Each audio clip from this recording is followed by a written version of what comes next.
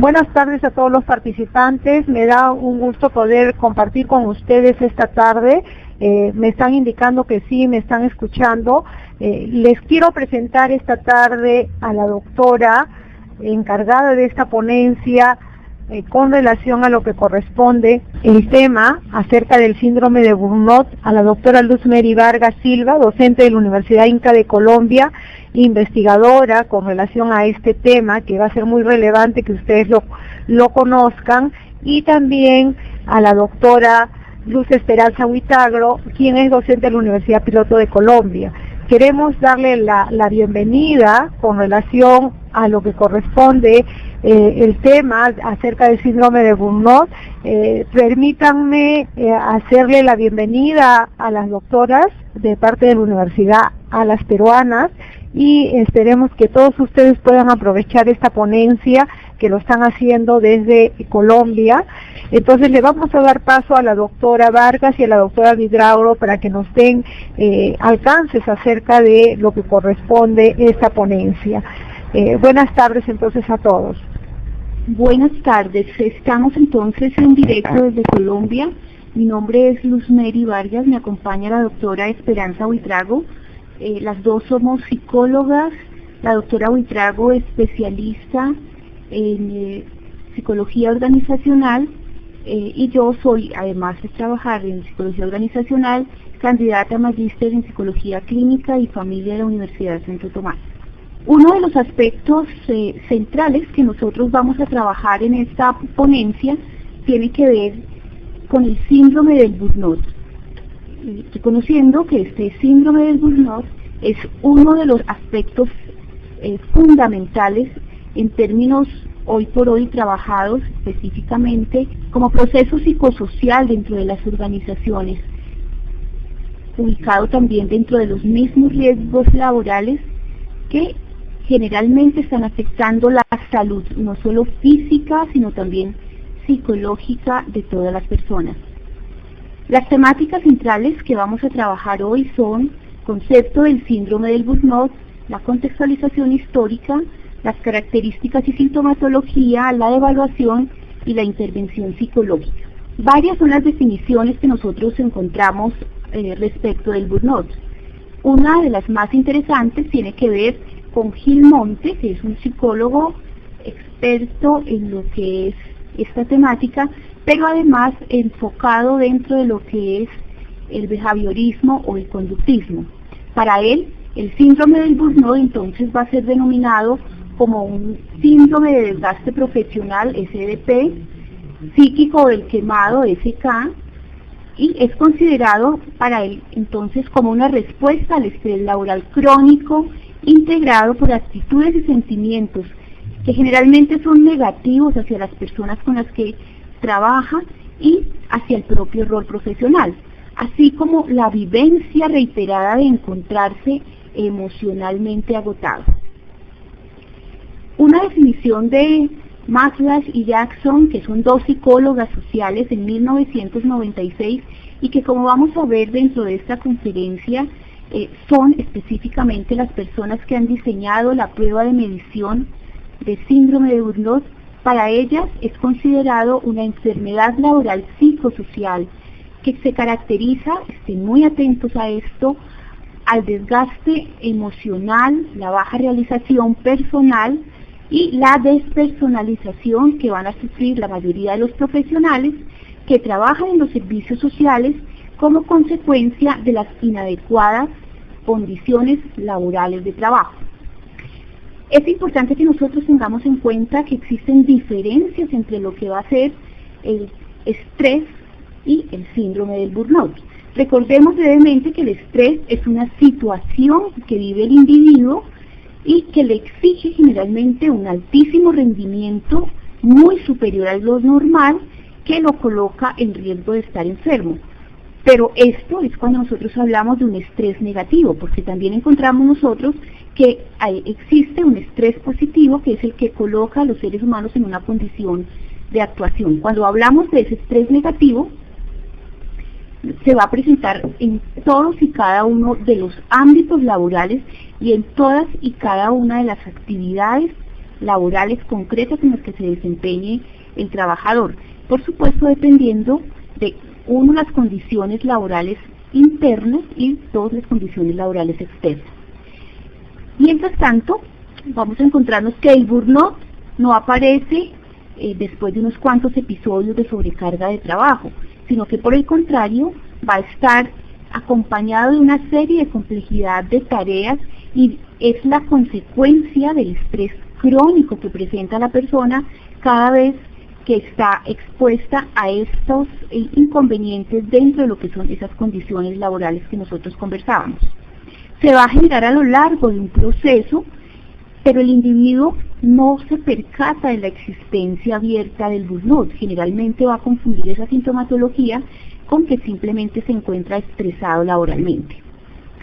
El síndrome del burnout entonces va a ir evolucionando lentamente de tal manera que lo que el individuo va a percibir con el paso del tiempo es la existencia de un paso entre un alto nivel de entusiasmo, de gusto por la tarea, de motivación por el trabajo y un descenso gradual a lo que va a ser la decepción por esta misma actividad laboral. Pero el burnout además va a aparecer como una respuesta adaptativa de afrontamiento, decía, dependiendo de esos niveles de estrés en los que la persona se encuentra, y que van a provocar en él lo que generalmente escuchamos nosotros como cansancio emocional. Es posible que en una conferencia posterior nosotros estemos hablando de carga psíquica. Especial cuidado con este término porque así es como se conoce en Colombia y específicamente en Cuba. El burnout ocurre con más frecuencia en individuos que trabajan directamente con labores asistenciales. Eso quiere decir que nosotros los psicólogos permanentemente vamos a estar expuestos, sobre todo cuando trabajamos en estos casos de maltrato físico o de violencias en general. Acerca del burnout hay una reseña histórica en 1961, un autor, Graham Greene, postula por primera vez un caso de burnout. En el 74 en Nueva York, Herbert Surenberg, que es un psiquiatra, lo denomina como una sensación de agotamiento, de decepción y de pérdida de interés por la actividad laboral que va a surgir especialmente en aquellas personas que se dedican a profesiones de servicio como consecuencia del contacto diario en el trabajo. En el 81, en California, las psicólogos sociales Christine Malash y Jackson lo definen como un cansancio emocional que lleva a una pérdida de la motivación y que suele progresar hacia lo que van a ser sentimientos de inadecuación y de fracaso. Y ya en 1992, para nosotros los psicólogos y en general para todas las personas que trabajan en salud, aparece el CIE-10 clasificado dentro del grupo de problemas respecto a la dificultad para afrontar la vida y figura entonces como un síndrome de agotamiento en el Z73.0, siendo considerado a su vez un síndrome clínico laboral. Miremos a quienes afecta: a la persona, a las familias, y redunda, por supuesto, en la organización y en el grupo de trabajo. A los profesionales, como mencionábamos, de los servicios sociales, médicos, enfermeras, trabajadores sociales y los psicólogos no estamos exentos. En la educación, los docentes, en justicia, los fiscales, los jueces, abogados, en los servicios de salud, específicamente los médicos, a las personas que laboran en atención directa, usuarios de servicio, generalmente los directivos de las organizaciones van a encontrarse en este tipo de estrés, pero además presentarán síndrome de burnout, dadas las responsabilidades que generalmente tienen que asumir. Y a los estudiantes, o sea que ustedes se van a encontrar permanentemente en la finalización de los semestres y cuando tienen que entregar una cantidad de trabajo con este síndrome. ¿Cuáles son los factores desencadenantes? La edad, aproximadamente en los estudios que se han realizado, entre un 60 y un 70% en personas mayores de 40 años, mujeres, y aproximadamente sobre los 50 en los hombres. Sin embargo, todo depende del nivel de sobrecarga que existe en el trabajo, de las condiciones y las capacidades de afrontamiento que tienen las personas para llevar a cabo o movilizar recursos cuando se enfrentan a este tipo de situaciones. Hay diferencias de género, por supuesto, las personalidades tipo A, la percepción del mundo, el modo como las personas asumen de manera distorsionadas la realidad. Aquí no estoy hablando de problemas de esquizofrenia o de psicosis, sino específicamente aquellas personas que tienen unas características muy pesimistas en torno a la vida y no mantienen un sentido y un proyecto hacia la misma. A nivel social, la falta de redes de apoyo, como familiares, amigos y sobre todo los compañeros de trabajo, que se constituyen básicamente en esos soportes de contención que van a darle a las personas la posibilidad no solamente de comunicarse, sino de ayudarle a sobrellevar las dificultades que tienen, conversar y dialogar permanentemente con ellas acerca de cómo se sienten en sus espacios laborales. El no poderlo hacer es una situación que generalmente enfrenta a las personas a la vivencia de este síndrome. A nivel organizacional, que es también muy importante, entonces vamos a encontrar los contenidos del trabajo asociados con cuáles son las tareas que las personas deben realizar, cuáles son las exigencias, si son psicológicas, si son psicofísicas o si por el contrario son estrictamente motrices. Nos vamos a encontrar entonces con que aquellas personas que tienen trabajos o labores donde se requiere trabajos de alta responsabilidad, toma de decisiones y la capacidad de poner en juego operaciones racionales o procesos psicológicos superiores de índole, pensamiento, inteligencia, creatividad, van a estar cada vez más expuestos. Condiciones laborales internas y externas, por ejemplo, todo lo que tiene que ver con esos riesgos psicosociales que se presentan a nivel de riesgos físicos, los mismos riesgos biológicos, los mismos riesgos químicos, entre otros.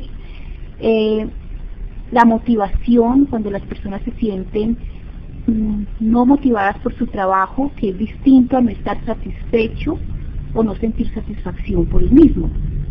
La existencia de sobrecargas laborales de tipo cuantitativo, de tipo cualitativo. Recordemos que cuantitativo es cuando hay exceso de trabajo y muy poco tiempo para poder realizarlo, y cualitativo cuando la persona presenta dos características. Una, hay una complejidad de tareas y al comienzo es muy difícil para él poderlas llevar a cabo, exige una alta demanda a nivel de sus procesos psicológicos superiores. O dos, por el contrario, cuando la persona realmente no tiene ni las capacidades, las habilidades, las aptitudes y las competencias laborales para llevar a cabo su labor.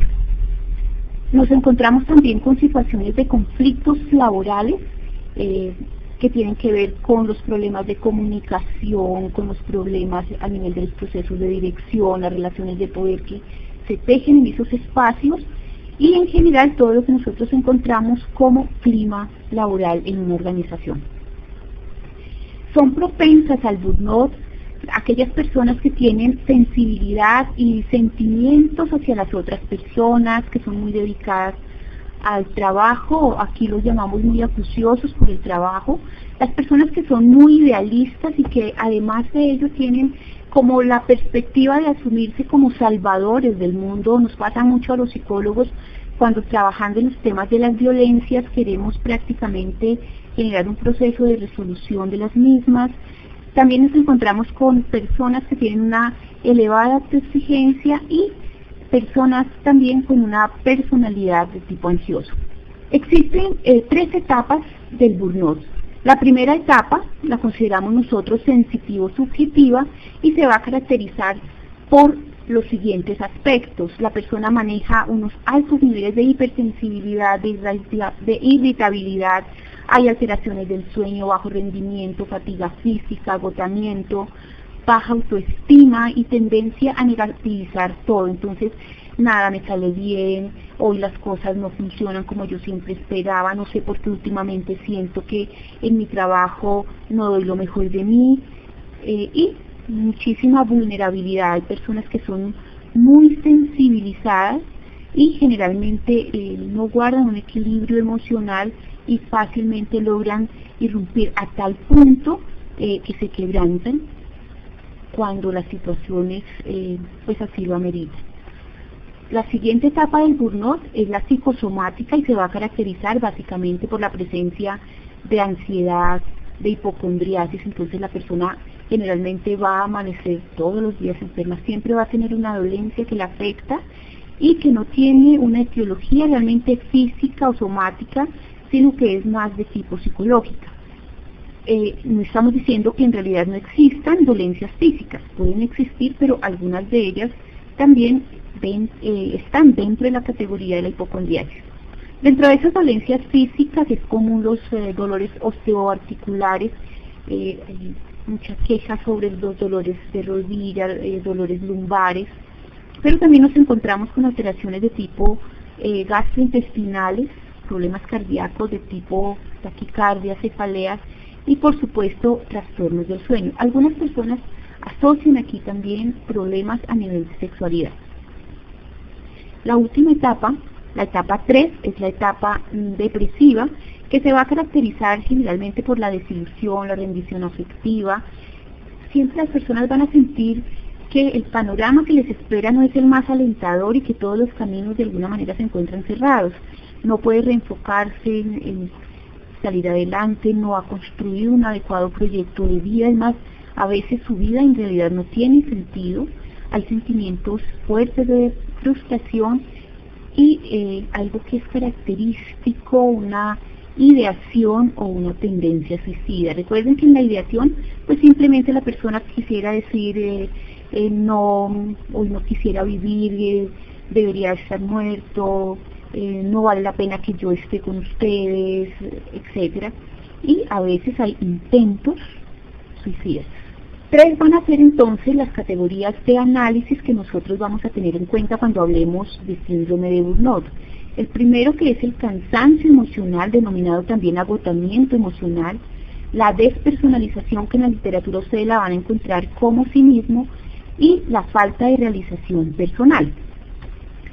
Dentro de la categoría 1, cansancio emocional o agotamiento emocional, nosotros vamos a encontrar situaciones de fatiga, de disminución del interés, de disgusto por las actividades laborales, por las tareas que la persona debe desarrollar y en general una actitud negativa hacia el trabajo. Aquí nosotros lo llamamos hastío psíquico. Sentimientos de fracaso, de haber intentado muchos cambios y movilizado recursos personales sin ningún tipo de resultados. Cualquier sentimiento de insatisfacción por el trabajo. Cuando yo mencionaba la categoría con la que conocemos nosotros, un poco este cansancio emocional que tiene que ver con el hastío psíquico, no es exactamente igual, pero esa disminución del interés y el tedio y el disgusto por las tareas y el trabajo, acudimos a algo que se denomina una valoración negativa de la actividad. La siguiente categoría tiene que ver con la despersonalización o el cinismo y tiene que ver con el endurecimiento afectivo, es decir, hay personas que suelen perder la empatía con los demás, tienen actitudes y conductas de negatividad y de hostilidad con el resto de compañeros, incluso con los usuarios del servicio. Las personas suelen mencionar que se ha deshumanizado el trabajo que realiza esta persona y el sujeto, el individuo, contempla a los beneficiarios de sus servicios como objetos y no como personas. La categoría 3 va a ser la falta de realización personal, lo vamos a encontrar también como falta de eficacia personal. Entonces nos encontramos con la pérdida de la motivación, el interés por el trabajo, la persona siente que no es competente para realizar las actividades que debe emprender y hay muy poca realización personal. También encontramos sensaciones donde están referidas al plano institucional y considera la persona que aquí es imposible realizar algún tipo de cambios y aparecen pensamientos de posible cambio de trabajo o de otro tipo de instituciones donde ejercer. Yo vuelvo a reiterar los casos de violencia que atienden algunos operadores de los servicios de salud, específicamente los psicólogos, porque cuando están atendiendo este tipo de casos y son reiterativos, llega un momento donde asume que no quisiera seguir atendiéndolos, que se siente no solo agotado, sino que siente además que todo lo que ha hecho en proceso terapéutico en realidad pareciera que no ha valido la pena. Existe una medición del síndrome de Burnout. Quiero aclarar que este tipo de medición es más de tipo conductual y se hace a través de la prueba del MBI o el Maslow's Burnout Inventory, que es un test que pretende medir las frecuencias y la intensidad con la que las personas van a sufrir de síndrome de Burnout. Hay unas versiones, esta es la original, que tiene 22 preguntas, miden las 3 dimensiones o categorías de las que nosotros hemos hablado: el agotamiento emocional, la despersonalización y la realización personal. En el 81 pues estamos nosotros con el MBI, que es el test del que estamos hablando, que se aplica para todas las profesiones de ayuda y de servicio. En el 96 el MBI General Survey, que es todo para todo tipo de profesionales, y en el 2002 el MBI para estudiantes universitarios, pues es un test desarrollado por González, Roma y Bachler.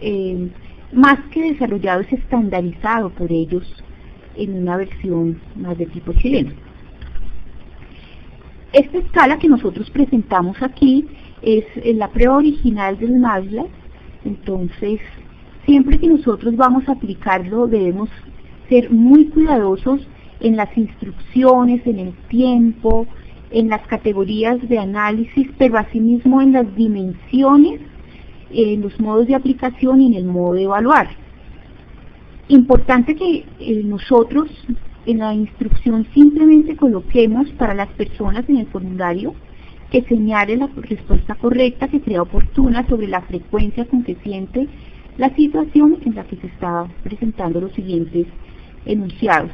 Este test, vamos a verlo, está básicamente siendo trabajado a partir de una escala Likert que va de 0 a 6.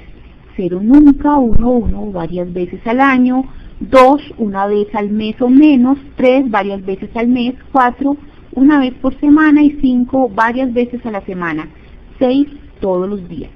Dentro de la aplicación, recordemos que puede ser individual o colectiva. No hay un límite de tiempo establecido, es significativo. Normalmente las personas van a demorarse entre 5 y 10 minutos, claro, dependiendo del nivel de educación, pero es en realidad muy rápido. Necesitamos un ambiente de privacidad, sobre todo en la aplicación de tipo colectivo, porque generalmente las personas suelen colocarse a hablar unas con otras y esto podría generar algún tipo de interferencia. Necesitamos entonces cerciorarnos, darle muy bien la instrucción de que van a contestarlo de manera silenciosa, simplemente van a utilizar un esfero o un lápiz y van a estar muy atentos a las 6 variables o puntuaciones de esa escala Likert que nosotros les hemos entregado y que respondan no solo de manera sincera, sino lo más callados posible. A nivel de confidencialidad, pues debido a la naturaleza misma de las preguntas que se están planteando, es importante que la persona se sienta muy cómoda en el momento en el que está desarrollando esa prueba. Entonces, es importante para algunos que se complete de forma anónima. En lo personal no estamos nosotros de acuerdo, porque cuando vamos nosotros a hacer una evaluación a nivel grupal o vamos a ver resultados en las organizaciones, pues guardamos en la confidencialidad de los nombres, pero sí necesitamos que las personas escriban, como encontraron en el formulario, su nombre y cuál es el cargo. Bueno, no podemos confiarle todo a la memoria. Evitar la sensibilización al burnout implica que nosotros como psicólogos, cuando estamos haciendo la aplicación de la prueba, no mencionemos para nada que es una prueba que mide burnout. Dentro de las escalas, las 3 que nosotros mencionamos, la prueba del MBI va a medir agotamiento emocional a partir de los ítems 1, 2, 3, 6, 8, 13, 14, 16 y 20. La puntuación es directamente proporcional a la intensidad del síndrome, es decir, que entre mayor puntuación haya en esta escala, mayor va a ser el nivel de burnout experimentado por el sujeto. Para la categoría de despersonalización, lo constituyen los ítems 5, 10, 11, 15 y 22. También dentro de su puntuación guarda una proporción directa con la intensidad del burnout. Puntuaciones altas nos van a indicar que hay alta propensión al burnout. Para la escala de realización personal o de eficiencia o eficacia personal, va a estar conformada por los ítems 4, 7, 9, 12, 17, 18, 19 y 21. En este caso, pues la puntuación siempre es inversamente proporcional, es decir, que entre menor sea la puntuación en esta categoría, mayor va a ser la presencia de burnout. Para la calificación, los ítems van a ser respondidos por los trabajadores haciendo pues uso de esa escala Likert que mencionamos de 0 a 6 y los vamos a encontrar con lo siguiente: altas puntuaciones en las dimensiones de agotamiento, altas puntuaciones en las dimensiones de despersonalización y bajas puntuaciones en la dimensión de realización personal. Para obtener estas puntuaciones, aquí es importante que ustedes estén muy atentos. Hay que sumar las puntuaciones obtenidas en cada uno de los ítems que pertenecen a cada una de las escalas. Me refiero, recordemos que la escala de agotamiento, que es AE, tiene 9 ítems. Entonces, miramos entre 0 y 6 cuál es la puntuación dada por el trabajador.